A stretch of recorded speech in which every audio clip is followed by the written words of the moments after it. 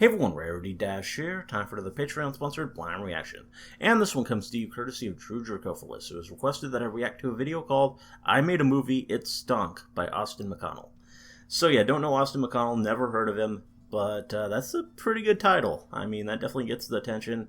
You hear that and you know there's a story, and probably one worth hearing. Just making a movie and at the end being just fully aware that it was terrible. That could be interesting. I don't know. But, yeah, let's get started and find out. Here we go.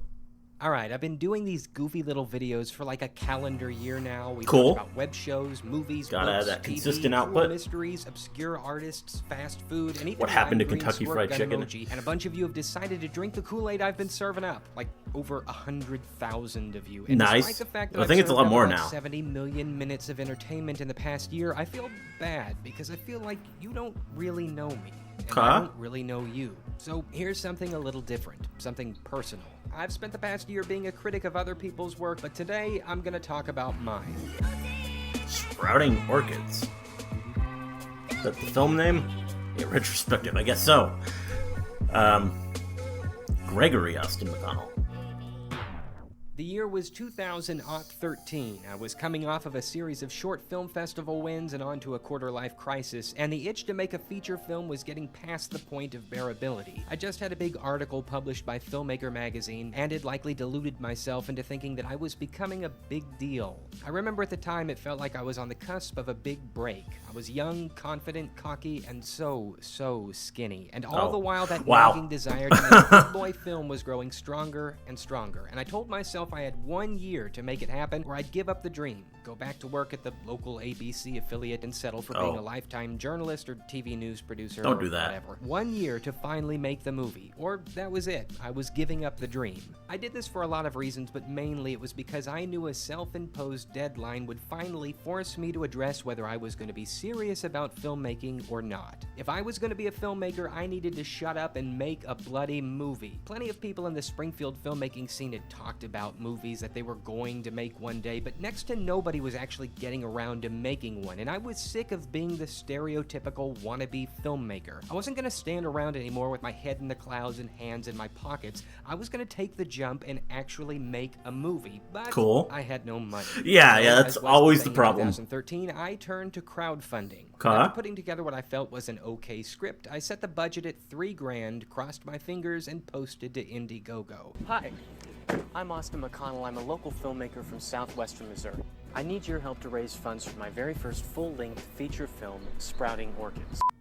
I knew I'd end up making the movie whether I hit the goal or not, but the extra $3,000 would help me recoup most of the production costs and help me submit to a few film festivals. 3,000 smackaroos probably doesn't seem like a lot of money to make a feature film on, but it was really my first doesn't. one, so I wanted to keep the goal realistic. There were about 55 people on my friends list who were fellow filmmakers in the area, maybe 40 of whom I had actually worked with at some point in my life, and besides that I had plenty of contacts from working in TV news and participating in an annual local film festival. Figured at the very least I could get about 40 of these people to pitch in, and I had 2 angel donors from a previous job that had already told me they'd make up the difference for whatever I didn't raise. So at the start of the Indiegogo campaign, it felt like everything was going to come up Millhouse, but in the end, 8 people donated. Wow. 8.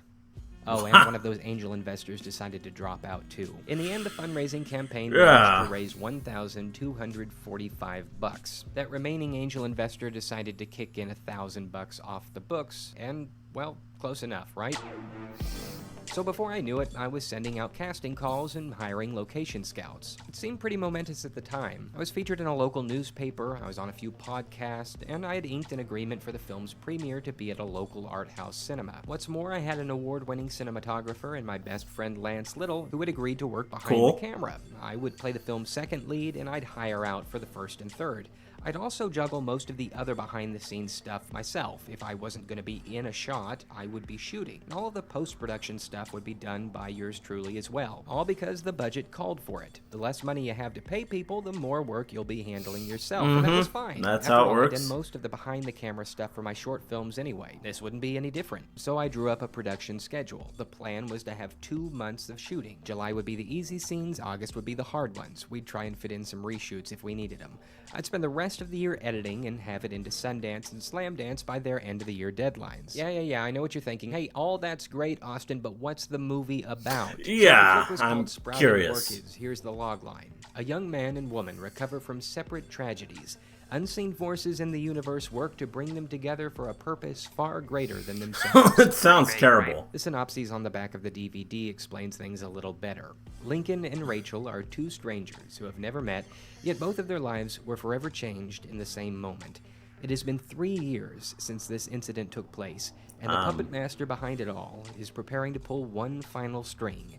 And hanging in the balance is humanity itself. Okay, that sounds a bit more urgent. So basically, there's this creepy-looking alien dude who takes control of an archaeologist and triggers an ancient alien beacon deep underground to alert his fellow alien dudes that the planet is ripe for harvesting. Triggering this beacon sends a mental shockwave through the Earth, causing a rocker girl named Rachel to suffer a severe stroke while driving down the highway, which leads to an automobile accident that kills her disabled brother. At that same time, on the other side of the globe, a young art exhibitor named Lincoln suffers an identical stroke while on a business trip, which leaves him unable to retain his employment. 3 years later, Rachel is converted into a devout Christian, and Lincoln's doing his best to maintain sobriety and keep his job as a high school janitor. They both eventually meet up, fall in love, share their secrets, and before too long, the archaeologist tracks them down for the purpose of assimilation and to facilitate the arrival of the off-screen alien army. Seems weird now, but at the time, I remember thinking that this was like the coolest story ever. That's how it always is. Now I can see plenty of flaws narratively speaking that I should have fixed, but you know, hindsight's 20/20, so whatever. So I cast the movie, filled out the crew, and we were ready to go. Principal photography for Sprouting Orchids took place between July 1st and August 20th, 2013. I learned a lot during that time, to say the least. Now, every film production has its ups and downs, and I don't want to bore you with a bunch of empty platitudes, nor do I want to drone on and on about every step of the journey.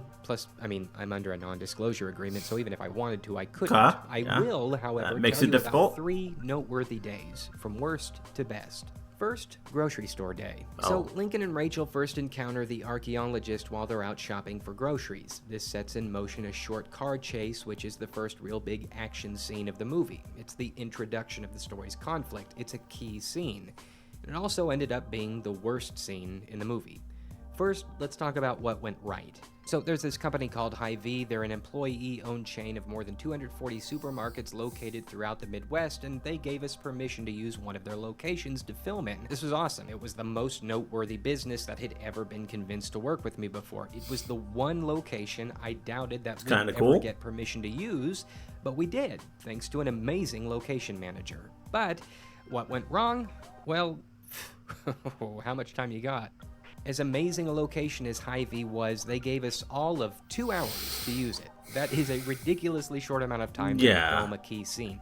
Additionally, Lance was only able to shoot for about an hour that day. Wow, so you pretty much only get like really hard one to take. film when the only alternative cinematographer is smack dab in front of the camera. 2 hours to use the location and only 1 hour to use a cinematographer meant shooting was rushed. This led to a lot of problems later on. There was a lack of coverage, meaning I didn't get many options to choose from when editing the scene, and the coverage we did have was shaky at best, as we didn't have time to check the quality of the shots between takes. I actually tried to mend this later on with reshoots in front of a green screen, but the results were less than stellar. It was also incredibly hot that day. We were under direct sunlight, which just kind of adds to the stress you're feeling when you've only got a few minutes to get something shot. And due to other factors, we were late starting and late finishing. Grocery store day taught me that when you don't take the time to do it right, you're not going to be happy with the results. And because of that, one of the most important scenes of the movie looks amateur. Very, very amateur. But next, let's talk about Art Gallery Day. After Lincoln and Rachel escape the clutches of the evil archaeologist, they take refuge in Link's old art gallery. The two finally reveal their secrets. They discover the cosmic bond they both share. They each have a separate piece of an interstellar map stored in their minds that can guide the alien enemy to planet Earth. In the script, they were to discover this bond while locked in a bathroom, and they were to use the bathroom's mirror to write the map out. And I know that if you're watching this footage, you're probably thinking that doesn't look like an art gallery, nor does it look like a bathroom. That's because of what went wrong. The person who was supposed to secure the art gallery location for us to film in, well, let's just say Artist he rendering. dropped the ball. Told me he had secured the spot, everything was good to go, and then, well, long story short, he just lied. This all came to light right as we had arrived at the location to film. Losing your location on the day, nay, the moment of, will absolutely cripple a low-budget film for a variety of reasons. First, all the stage blocking and rehearsals that we'd done up to that point, they had to go out the window because we had no way to film in the location the scene was written for. This required me to completely rewrite the scene, and that's tough to do when you've given yourself so many other responsibilities besides writing. We wasted 2 hours that we could have spent filming trying to figure out an alternative. This also killed cast and crew morale. You know, when people don't hold up their end of the agreement, the whole production soon takes a supremely amateur vibe. Makes Folks sense. tend to get lazy, not put forth their best effort, and everyone grows weary with the project. And again, due to all these factors, we were late starting and we were late finishing. But in spite of all of that doom and gloom, there was some good news to be had. One of our Indiegogo backers found out that we were in a bind that evening and opened up their family hair salon for us to use instead. We gratefully accepted this offer, drove on over, and lo and behold, our new location was better. I rewrote the story a bit so that Lincoln had a side job cleaning the business, and as a result had keys so that the two could hide out there from the archaeologist, but I mean that was a quick and easy narrative fix. The real good news was that instead of a dirty, dingy bathroom mirror, the salon had a clear, clean glass storefront, giving the scene a much more visually pleasing look. We didn't have to rush filming this either. They let us have the salon the whole night, so this allowed us to get plenty of coverage and to experiment with different things. In short, we took the time to get it right, and as a result, we were a lot happier heading home that night than when we first stepped on set. Well, that's cool. Art Gallery Day taught me that if you're willing to roll with the punches, take your time finding solutions, and keep your cool during difficult circumstances, your hard work will be rewarded. This is the most beautiful sequence in the entire film. Yeah, it does look nice, actually. I mean, yeah, I like the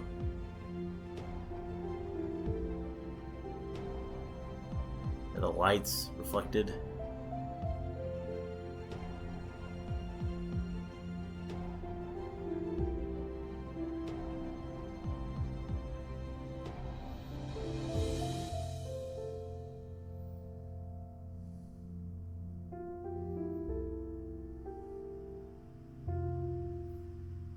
Last but not least, let's talk about the best day on set, the last one. Okay. No, seriously. In the final act of the film, Rach and Link are taken hostage by the archaeologist and his assistant and are forced to perform a ritual that would activate the alien beacon above ground and relay the intergalactic map to the alien army. Our heroes are dragged to an open field, and during the assembly of the relay device, Lincoln and Rach fight back, and there's a climactic showdown.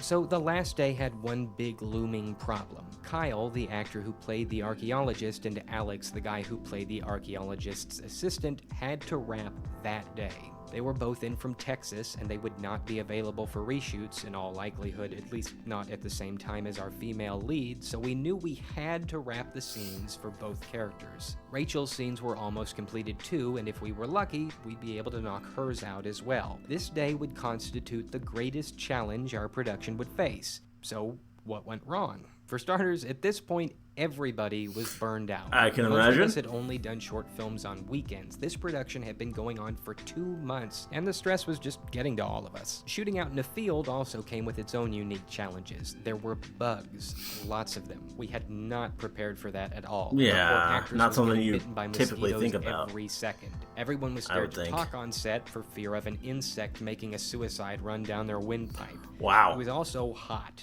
Very, very hot. We should have packed bug spray, we should have packed sunscreen, we didn't. But luckily our location manager went out and got us some. Without her, we wouldn't have survived on many occasions, believe me. Shooting on location outdoors also meant constant power supply issues. We weren't rolling in money, so camera Shooting in batteries were July short and supply. August probably I was wasn't a shooting good with idea. a hacked Panasonic GH2 at the time. It's a camera that is famous for absolutely eating power. Don't pick And the we were hottest time of the essentially year. hopping between 2 sets of DSLRs, just hoping that we could make both sets of footage match in post-production. Shooting the film's climax also meant several complicated setups. We had extensive use of props, we had to figure out quick and efficient ways to get full coverage of several moments, including the big final fight scene. Oh, yeah, and as things tend to go when filming low-budget fight scenes, it wasn't too long before we had to deal with an on-set injury. Of course. During a scene where the archaeologist was taking his fists to my face, one of Kyle's fake punches made very real contact. Actually, come to think of it, I think I still have that footage. Give me a second. Okay, so yep, you got... still got it. Here it is. Oh. Oh, you're good. I am very, very sorry. All right. There's some blood, all right, yeah. You had me faking it, and then he throws a real punch. I could have gotten a good angle on a real I know what you filmmakers are thinking. My nose gets cracked, and we don't even get a good shot of it to use in the film. There were, however, two positives to getting punched. Number one, if someone was going to get hurt, I'm glad it was me. Yeah. Sue myself. And number two, at that point, everybody was so fed up with me that the punch actually gave everyone a weird energy boost, and everybody seemed a lot less stressed. Again, probably deserved that. So after all that, what went right? Well, somehow, someway, we were able to shoot 17 pages. That was the most I had ever done during a production. There was also more energy on set. Most of the film is just characters standing around talking in a hypnotic cadence. These were fun scenes. There was running, there was wrestling, there was simulated gunplay. It felt like we were actually making something exciting. It breathed new life into the project right when we needed it the most. We also had a big group of people on set for the first time. I mean, well, big for a movie with a sub $2K budget. Most of the time there were 3, maybe 4 people on set, but we had quite a few more for that day. We took photos on set, we got to take a good long break, we goofed around, we visited with each other. It was such a positive environment. And again, that punch could probably help too, I guess. And of course, above all else, we were able to wrap everybody's scenes. There is nothing more satisfying than calling it. Announcing that your film has completed production in front of the entire cast and crew is one of the most satisfying experiences. I can imagine, yeah. After it was all said and done, we went out and celebrated with ice cream at Awesome. We just sat down and talked about the future. Plans for the movie, things we wanted to do next, lessons we had learned. The stress was finally gone. We could finally just take a breather and be happy that we had completed what seemed like an insurmountable task. It was a good kind of tired. The last day taught me that there is nothing quite like the feeling of a group of people rallying together on the final lap when they see the end in sight. But, of course, for me, it wasn't really the end. The rest of the journey would take place in my small one-room studio apartment in front of my computer, editing. There's really not much to say here. At least nothing that would keep your attention. Editing is pretty boring. Monotonous work. It is not glamorous. And there's really no way to tell a fun story about how I would spend 18 hours a day staring at an Adobe Premiere timeline, listening to the same 30 seconds over and over and over again, assembling the best angles and doing my best to make it all look good. Sorry. Sprouting Orchid's first cut was completed on September 18th, 2013, just in time for the Sundance and Slamdance Film Festival deadlines. The final theatrical cut was completed on October 1st of that year. Now, needless to say, Sprouting Orchids was not accepted by the Sundance Film Festival. It was not accepted by the Slamdance Film Festival. It was not selected for studio distribution, and it never will be. It did hit a few festivals, however. Most notably, Sprouting Orchids was an official selection in the 2014 No Gloss Film Festival, and had a very brief theatrical run over in the UK. Wasn't able to go see it. None of us did, actually. We just couldn't afford a trip overseas. That's fair. I didn't go to any of the 7 film festivals it played at, 4 of which were in the United States. Why? I was broke. It is... well, it's tough not being able to afford to go see or support your own movie. By the way, critical reviews were bad. Nothing like reading the very first foreign magazine article about you and getting absolutely trashed. Kind of suggests that. Here's an abridged rundown. Sunday's new full-length film, Sprouting Orchids, was an intriguingly wonderful mess of a film and a monument to where ambition and budget come apart. Sci-fi elements are slowly introduced, but the air of mystery that was being cultivated at the beginning is sadly dropped in favor of a why, what, where did that come from, sudden shift in narrative pace, and action at the midway point that signals the exact moment the film becomes messy, confusing, and at times confused. Okay. Its story ideas are excellent, and there are some Well, that's good. shots and That's moments good. peppered throughout, but a few issues sadly spoil it, not least the strange sound issue where half At least the some dialogue positive is in there. heralded by a cackling background buzz, artifacts of improper mixing, and a villain with all the threat and appearance of a middle management I mean, best agent Smith. now that you mention Its it, over-ambition outstretches that guy its that they were budget, but showing for all that, Sprouting Orchids is an enjoyable sci-fi does kind of have that and look. dominated drama with a director with great promise. Okay. Well, that's... Thank you, Mr. Sam Coe. Wish my last name was Coe. That'd be awesome. Anyway, Sprouting Orchids' U.S. theatrical release was on January 31st, 2014.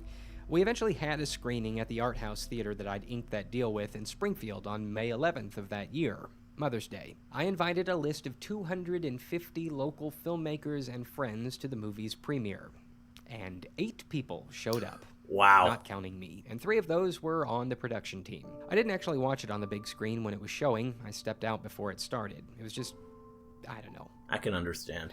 Without a distribution deal in place, I decided to just sell the film on demand for a little while on Vimeo and Amazon. But eventually the 1-year contracts with them both lapsed, and there wasn't much desire by either party to renew. The total box office and on-demand earnings managed to barely earn the initial budget of the film Okay, back. well...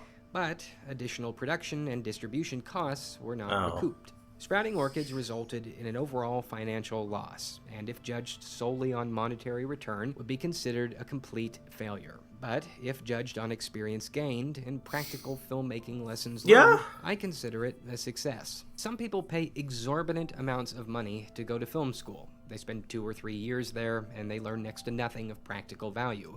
But this was my film school, from a certain point of view. Walt Disney said we don't make movies to make money, we make money to make more movies. Well, that's pretty easy to say when you have literally all of the money. Again, Yeah. it is true. See, it's not just that I like to make movies, it's that I need to make movies. I need to tell stories, and I need to be able to find self-expression and self-fulfillment in my craft. The goal isn't to get rich. The goal is to tell stories and hopefully teach people something meaningful about life. And that's why I don't really like talking about Sprouting Orchids. I don't know what this movie was supposed to be teaching. I guess that's its biggest flaw. I didn't create Sprouting Orchids to teach or entertain. I created it so I would feel worthy enough to call myself a filmmaker. I didn't want to make a movie because there was a story I was burning to tell. I wanted to make a movie to say that I had made a movie. Okay, yeah. That's vanity, not art. And it's one of Sprouting Orchid's core shortcomings. Now, don't get me wrong, the fact that the core idea behind the film was flawed didn't make the production of it any easier. I kept a production journal the whole time we made it, and I wrote down some of the mishaps and some of the sacrifices that were made while bringing the picture to life. During production of Sprouting Orchids, I was actually in the process of moving to a different city. It was the toughest move of my life for private reasons. Our cinematographer, Lance, he was also moving into a new house. Separate situation, by the way. Oh, and our actress, she was in the process of moving to Everyone was city moving. as well. That's Everyone one of the was reasons we moving. had to wrap our scene so quickly. That's 3 key people all going through individual life changes. Moving is not easy, and it added to the stress of things. Lance also got into a wreck one night and totaled his car. That looks bad. That prevented him from being available for a little while during the filming. 2 production members lost their jobs shortly before we started shooting. The rest of the production team were juggling their full-time jobs with helping to get the movie completed. My editing system broke completely one night, and it had to be rebuilt. I was extremely lucky not to have lost any footage during that whole debacle. If that had happened, the movie would not have been finished. During production, we had 4 key locations drop out on us at the last minute, and we had to find workarounds for every situation. We had 30 planned shooting days, and we ended up taking 34. That doesn't seem like a whole lot more, but on an ultra-low budget film, that kind of stuff can kill the goodwill that you've worked out 4 with extra people who are days. helping out. Only 5 days of our 34 actually wrapped on time. Wow. I grade each day in my production journal by poor, good, or great, and only 4 were considered great days. I guess the point I'm trying to make is that none of this was easy. Some people like to joke about going gray getting a movie made, but it was not a joke in my case. Our angel investor took a before and after photo with me, and he remarked that I looked like I had aged 5 years in 3 months. Wow. I was not a fun person in the final weeks of post-production, I can assure you. I could tell the movie was going to have its flaws, but it became imperative that I finish it and get it in on time before the festival deadlines. Finishing that movie became my life. By the very end, I was sleeping about 3 or 4 hours a day, I was way too caffeinated, and I had isolated myself from friends and family. And for what? I actually had the thought that if I didn't finish that movie, if I failed in completing it, I would end everything. I'm embarrassed now, looking back, to admit such immaturity, but it feels absolutely necessary to mention, because it gives you an idea of just how deep into the rabbit hole I had gone. My desire to finish the movie, the desire to finish it at all costs, even the cost of my life, shows the dangerous and unhealthy mindset that I had allowed myself to develop. This is not art, it is not fun, and it is in no way praiseworthy. I am so much better at keeping things in perspective nowadays. I guess you could say I grew up making this movie. It feels so cheap to throw around the phrase post-traumatic stress when it comes to something like filmmaking, but I most certainly dealt with a lot of that. A few of my short films were touring the festival circuit in Arkansas, and when asked about my experience with sprouting orchids, I often turned into the proverbial deer in the headlights. Sprouting orchids scared me off working with other people for a long while, because I guess most of all, there was this feeling that I had let down people who thought the film would be a huge success, and I didn't want to do the same thing again. Also, there was guilt. I had just enough budget to pay the other actors and our location manager, but my best friend, who filmed about 40% of the movie, took nothing. A close friend of mine, who designed several props and was more than willing to be our grease man when needed, took nothing. Our angel investor, another friend of a friend who believed in me and wanted to see me get a big break, received no return on investment, besides, I guess, a DVD and a signed movie poster. Wow. Some friends and some family lost respect for me. Either they thought the movie was poorly executed, or they thought my attitude about the whole thing was overwhelmingly pretentious. I'm sure I took the whole foreign film festival kinda success sounds like it was, too but seriously. And I was disappointed that many people in the Springfield filmmaking community who in the past had expressed a desire to collaborate with me were completely indifferent when I offered them opportunities on this film to do so. My pretentious attitude probably didn't help matters. I should have kept things in perspective. I should have said thank you a whole lot more than I did. I should have apologized a whole lot more than I did too. And I should have planned many, many things better.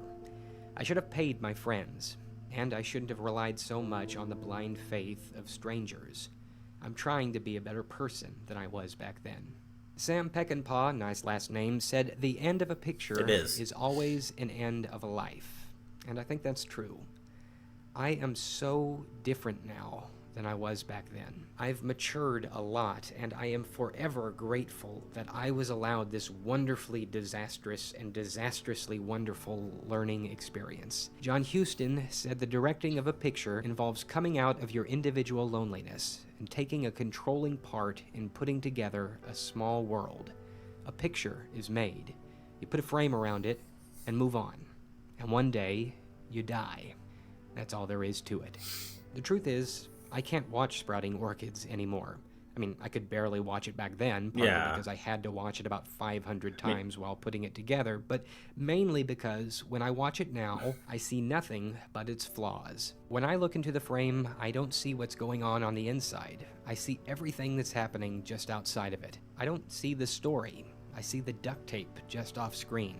I don't see Lincoln talking to his girlfriend during a business trip. I see me, exhausted and stressed at the Anaheim Convention Center in Los Angeles. I see Lance in the camera movements, frustrated that he's been dragged to the other end of the country to film pickup shots during VidCon for a movie written by a friend he is growing increasingly tired with. I don't see Rachel doing her morning prayers as she sits in her bedroom, or washing her hands in the sink after she tends to her garden. I see the place my mom had to move into that year because we were broke and had just lost her house. I see the uncertainty of my early 20s. I don't see two characters flirting in the rain and falling in love. I see the cheap, now-closed movie theater where I had my first kiss in 6th grade from a girl named Sarah. I don't see cute moments during the movie's romance montage. I see the annual 4th of July fireworks show. I see Andy's frozen custard. I see Hammond's Field in downtown Springfield where I'd stand out in the pouring rain with my closest friends and watch the Cardinals play a home game, and I wish those days didn't have to be over. I see Springfield. I see home. And I miss it. That just suddenly got emotional. And I miss it. And I don't see an award-winning actor or a sci-fi mystery that has a sudden shift in narrative pace at the midway point. I see a scared, obsessed, and angry 23-year-old who knows he's not going to be the thing he told himself he'd be by 24. I don't see the movie. I see me, and I don't like looking at pictures of myself at 23.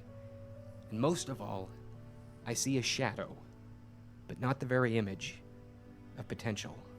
This might have been to the outside observer one giant failed leap for glory, and maybe that's true. But I do know that I want to try this again. I know I can do better, and I mean to. I have things that I want to say, stories I want to tell, and when the words finally come and I'm finally able to speak, I hope you'll listen. So, hi. My name's Austin, and I don't know how you ended up here or why you've stuck around, but I'm glad you're here. And as long as we're both here, I'll try and keep the conversation lively. Deal?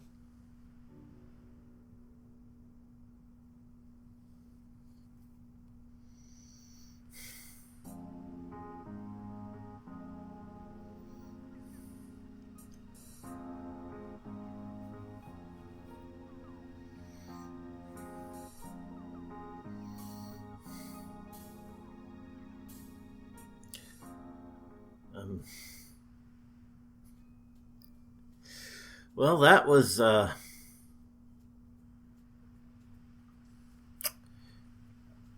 really got me at the end. I was not expecting that. I mean, it was consistently good and consistently interesting, but just that emotion, I could feel it.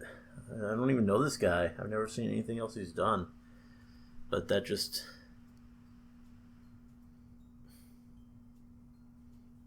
Wow. I mean, I think he's got the talent. I mean, he could probably do it now. I mean, that was some filmmaking. I mean, it was just a YouTube video, but it was powerful.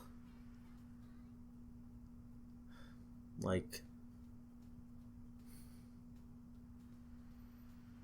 I don't even know. Yeah, I not even sure. Not even sure what to say to that, but it was good. It was a really good video. I like this kind of thing, this kind of storytelling, and like literally just telling a story that happened. And just continually trying and making something, and just, yeah, I don't know. I mean,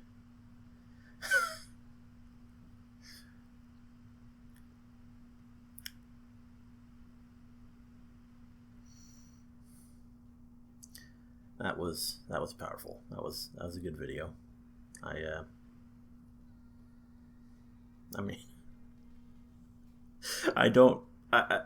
seriously, I have no idea who this guy is. I've never seen him do anything, but after this, I really want for him to make it. I want him to succeed. I want him to try again. I feel for the guy. I just, this is the kind of person who deserves it. And, I mean, obviously he's having an enormous YouTube success with that, so that's something. That's pretty cool. But it's always a question if that's what he wants, if he still wants this, if he still wants to be a director. I don't know, but that was something. That was a good video. Yeah. Hope you liked the reaction. Let me know if you did, and see you in the next one.